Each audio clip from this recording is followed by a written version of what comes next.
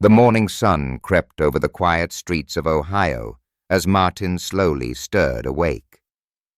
The clock read 7:15, yet there was no alarm pulling him out of bed, no urgent meetings, no traffic to beat.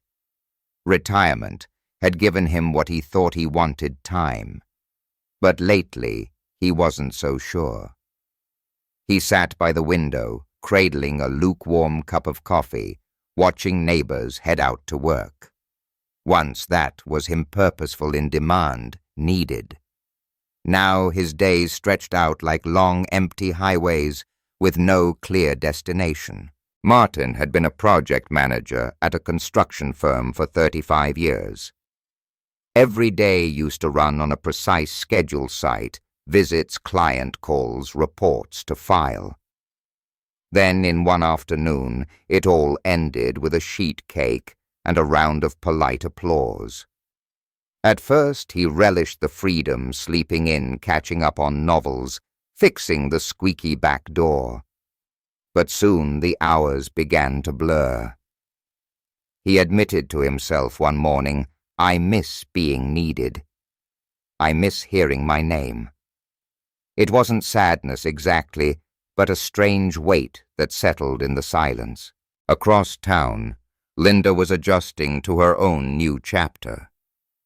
She had spent nearly 4 decades as a school librarian in Michigan, surrounded by children's laughter shelves of colorful books and the steady rhythm of the school bell. On her last day, students had surprised her with handmade cards and hugs. For weeks afterward, she told everyone how wonderful retirement felt. Yet one morning, she sat at her kitchen table and whispered to no one, "Who am I now?" She wasn't Mrs. Stevens, the librarian, anymore. She was just Linda. And that realization stung in a way she hadn't expected. These stories are more common than most people admit. Retirement is painted as a golden age of leisure, golf courses, beaches, endless vacations. But the reality often looks different. Quiet mornings that feel too quiet days, that drift without shape, the unsettling sense of losing an identity you carried for decades. And then there's Henry, a former shipping supervisor in Florida who retired at 65. He and his wife Carol filled their days with little routines: morning walks, church on Sundays, grocery runs together. But when Carol passed away suddenly, Henry found himself eating breakfast alone, the house echoing with a silence he had never known. "Nobody calls me anymore," he said once, his voice steady but heavy. Loneliness doesn't always announce itself with tears. Sometimes it's just the sound of a ticking clock in an empty kitchen. But here's the thing. While retirement can feel like drifting, it doesn't have to stay that way. I've seen people rewrite this chapter in ways they never imagined. Take Evelyn. She had been a nurse in Texas, working 12-hour shifts, always on her feet. When she retired, she thought she'd finally rest. But after a few months, she realized her body ached more from sitting still than it ever had from moving. She decided to try water aerobics at the local YMCA. At first, she felt awkward standing in a swimsuit among strangers. But soon, she laughed more than she had in years, splashing around with other retirees who understood exactly what she was going through. That simple step literally gave her energy back, along with new friendships. Or consider James, who had spent his life managing logistics for a freight company in Chicago. After retiring, he realized he didn't have a single hobby. One night at dinner, his wife asked, "What are you looking forward to this week?" He had no answer. That scared him more than anything. On a whim, he signed up for a pottery class at the community center. His first bowl collapsed on the wheel. but he left smiling. He said it felt good to be a beginner again, to create something with his hands. From there, he tried painting, joined a book club, even attempted the ukulele. He wasn't chasing mastery, he was chasing joy. And let's not forget financial worries.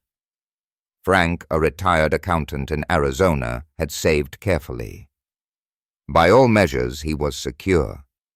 Yet he hesitated every time he spent money, afraid of running out. It wasn't math, it was fear. He didn't want to burden his kids, so he skipped small joys, weekend trips, art classes, even new shoes. With a little guidance, though, he learned that his savings could support not just survival, but living. He even started teaching online business courses for fun, which paid for his hobbies.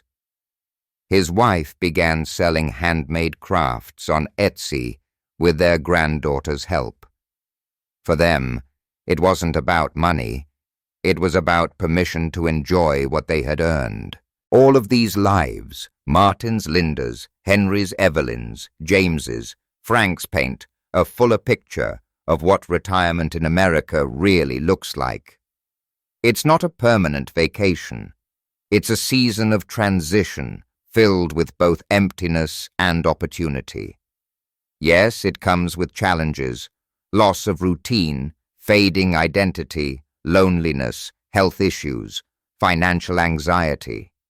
But it also offers space to rediscover yourself, to try new things, to connect in different ways, to shape your days with purpose. Here's the truth. Retirement isn't an ending. It's an invitation to ask, who am I now, and what do I want these years to stand for? It doesn't have to be grand. Maybe it's calling an old friend every Thursday morning or joining a walking group at the park. Maybe it's writing down 3 small intentions each day, 1 task, 1 joy, 1 connection. Maybe it's planting tomatoes, reading to kids at the library, or finally learning that guitar riff you never had time for. What matters isn't the scale, it's the meaning. Purpose doesn't always roar. Sometimes it whispers in little routines, in gentle laughter, in showing up for yourself and others in small ways. So if you've been staring at a blank calendar, feeling like your days don't matter anymore, know this: you are not broken. You are simply in transition. And transitions, though uncomfortable, are where growth happens. Martin eventually found his rhythm. He started volunteering at Habitat for Humanity Hammer in hand-building houses with other retirees. Linda began tutoring kids at the library once a week. Henry joined a community garden, his hands finding comfort in the soil. Evelyn kept swimming. James kept shaping clay. Frank kept teaching online. None of them recreated their old lives. Instead, they built new ones, different, quieter, but full in their own way. And that's the point. Retirement is not about living someone else's dream. It's about shaping your own. So let me leave you with this question. If tomorrow you woke up and had nothing on your schedule, what's one small thing you could do that would give the day meaning? Start there. Write it down. Do it. Then let that one step lead to another. Because the truth is, retirement isn't about filling time, it's about filling life.